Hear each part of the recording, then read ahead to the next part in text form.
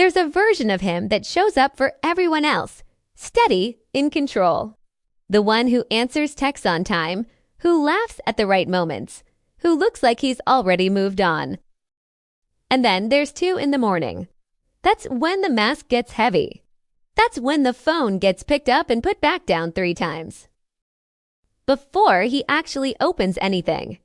That's when the silence in the room starts asking questions he doesn't have answers for. You're not imagining the gap between who he is at noon and who he is when nobody's watching. That gap is where this reading lives today, because what looks finished outside isn't always finished underneath.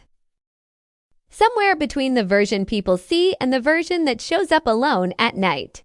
There's a whole story nobody's been told. Regret doesn't always look like tears. Sometimes it looks like a man staring at the ceiling, replaying one conversation he never finished. And today, we're going past the version he performs. Straight into the part he doesn't let anyone see. Not even himself, most days. If something in you already knows this, stay with me. Let's find out what's actually happening in there. Picture something small, not dramatic. He's driving. Maybe it's late. Maybe the radio's on low and a song comes on that he didn't choose and didn't expect. And for about 4 seconds, something in his chest just opens. No warning, no build-up. Just this sudden, unguarded rush of feeling that catches him completely off guard. He didn't ask for that moment. He wasn't thinking about you on purpose. That's what makes it real. This is the energy sitting underneath everything else today.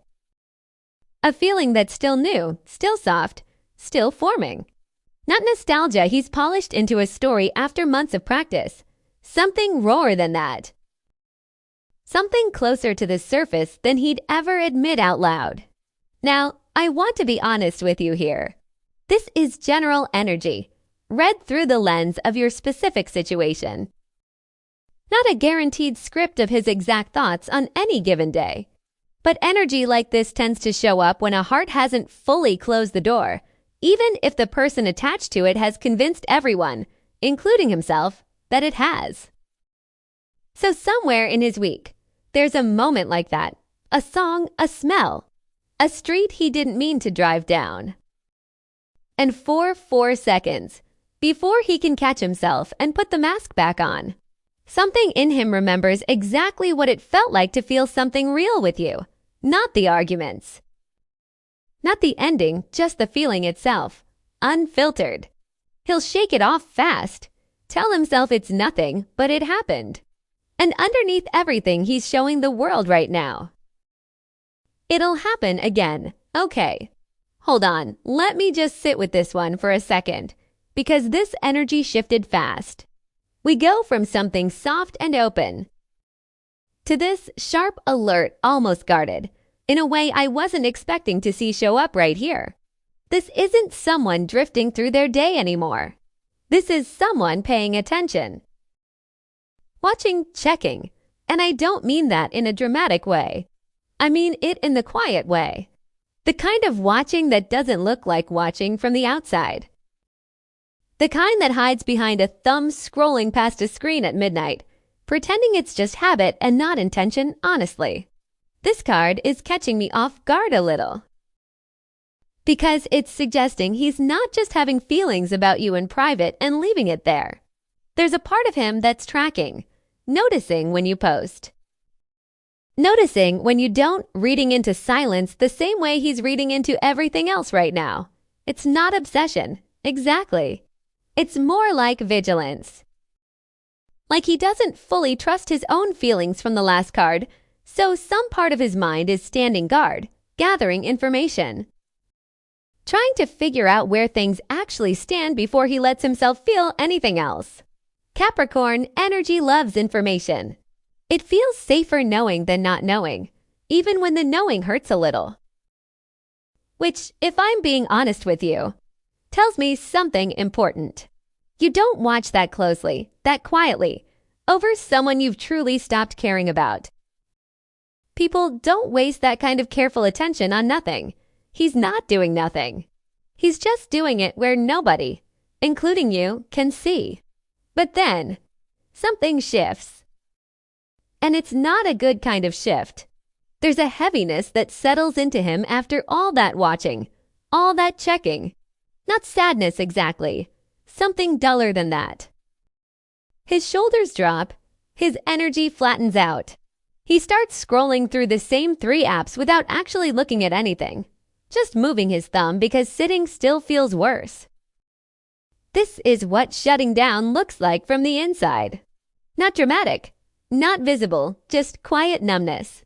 A slow disconnect from his own body, his own hunger, his own tiredness. He might sit in a room for an hour and not remember what he was thinking about the whole time. And here's the part that matters. He's telling himself he doesn't care. That's the story he's repeating over and over again. Like a rule he's trying to make true by saying it enough. I'm fine. I'm over it, nothing to feel here. But that flatness isn't proof of moving on. It's often the opposite. It's what happens when someone's felt too much, too fast, and their whole system just pulls the plug rather than process it. This is a shadow moment. The version of him that looks the most unbothered on the outside is often the version that's the most shut down on the inside. Not empty, just unwilling to open the door right now. Because opening it means feeling everything he's been avoiding since that first quiet rush of emotion. He's not thriving in this stillness. He's hiding in it. And somewhere underneath all that flatness, the feeling is still there. Just muted. Just waiting for enough safety to come back online. But safety hasn't come yet.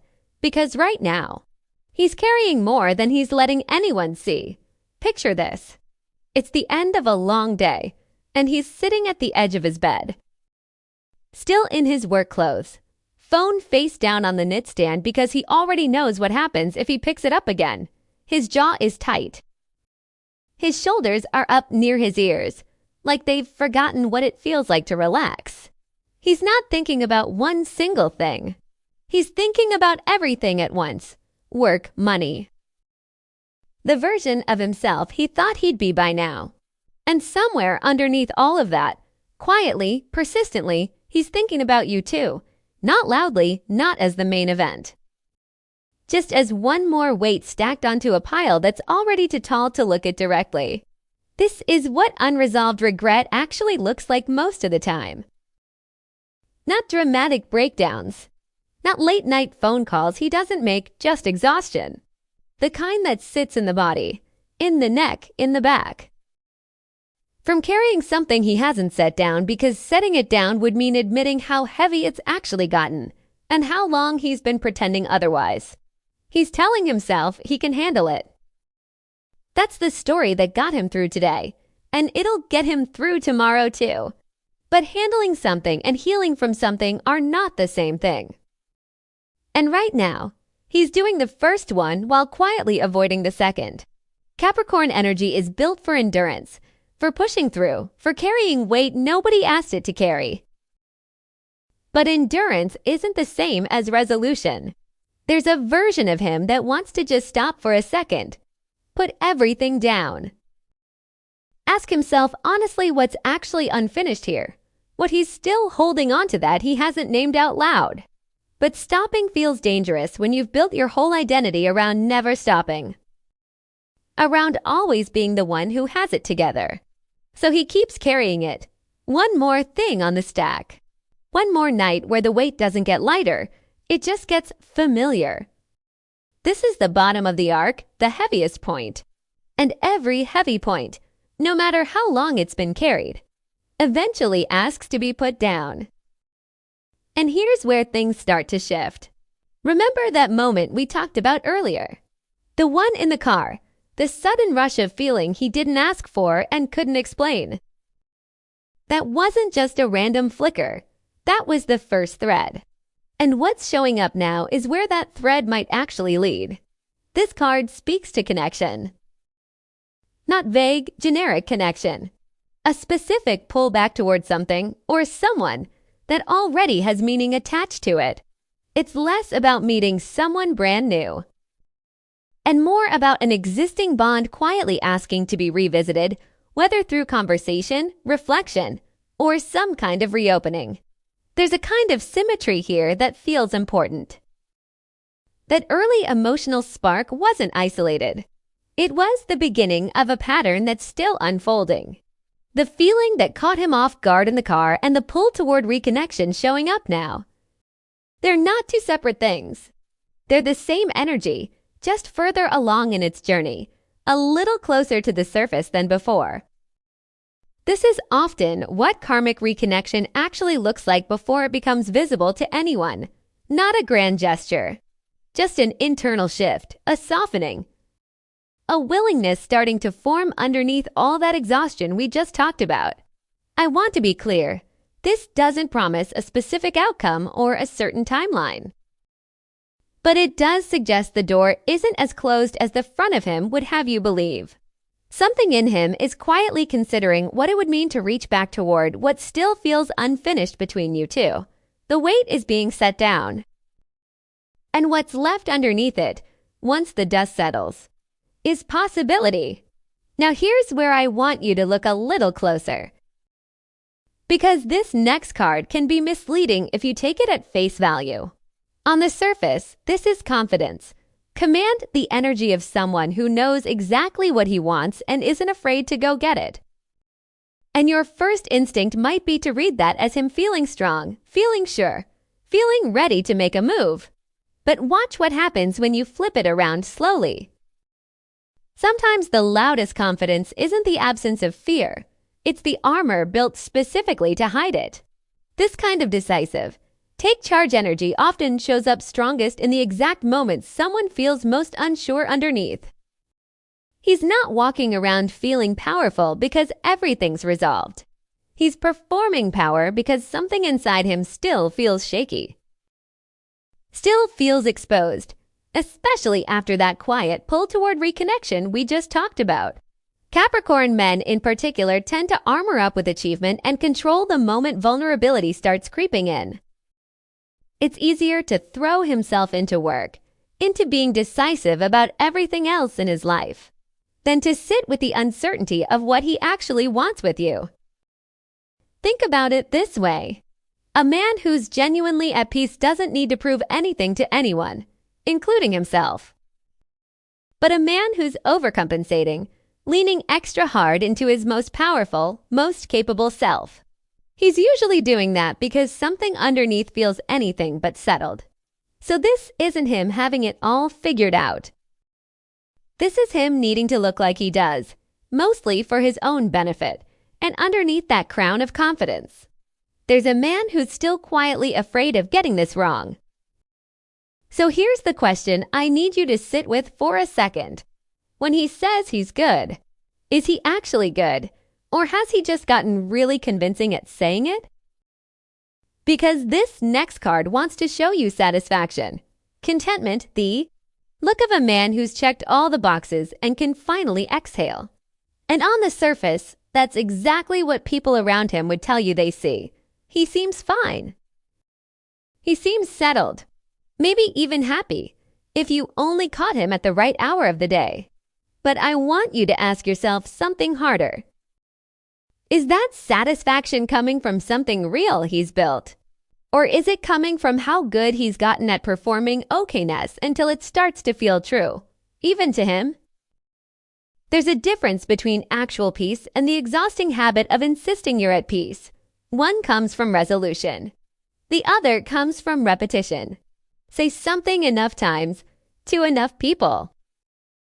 And eventually even you start to believe it, even on the nights it doesn't quite hold up under the weight of everything else going on underneath. This is the daylight version of him, capable, satisfied, moving forward, at least on paper. But we already know what happens after dark, don't we? We already know what 2 in the morning looks like underneath all of this.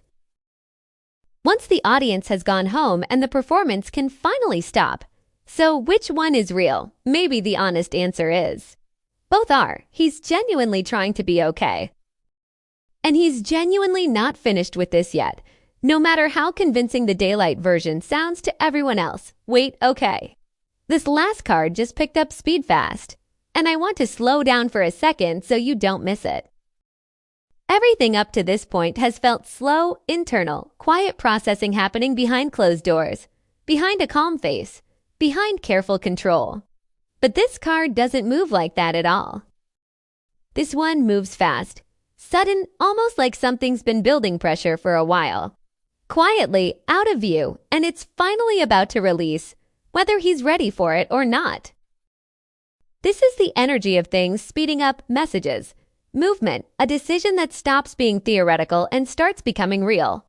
If everything we've talked about so far has been him quietly working through this on the inside, one card at a time, this card suggests that internal work is about to spill outward, whether he plans it carefully or it just happens on its own. Faster than even he expects it to. I keep seeing this land as timing, something arriving faster than expected. A window opening up that wasn't there a few weeks ago. This isn't a card that says someday, eventually, maybe, when things feel safer and everything is neatly resolved. This is a card that says soon, and it genuinely means it. So if you've felt a shift in energy lately, a text that came out of nowhere, a sign that surprised you, a feeling that something's about to move before you can even name why, this card is telling you that instinct isn't random. It's accurate, and it's worth paying attention to. Something is picking up speed on his end, and it's heading somewhere. So here's what I really want you to take from today. This isn't a story about him being fully healed, or about him having all the answers. It's a story about someone quietly carrying more than he shows, still working through regret he hasn't said out loud, still circling back to something that never truly closed for him, even on the days he insists otherwise. You weren't imagining the disconnect between the mask and the man underneath. That gap was always the truth waiting to be seen, whether or not anyone else could see it too. If any part of this landed for you, drop your birth date in the comments, or just tell me what resonated most. I read through these, and it genuinely helps me understand what you're going through, so I can keep bringing you readings that matter. And if this kind of reading speaks to you, hit like and subscribe so you don't miss what's coming next. There's more to uncover, and I'll be here for it.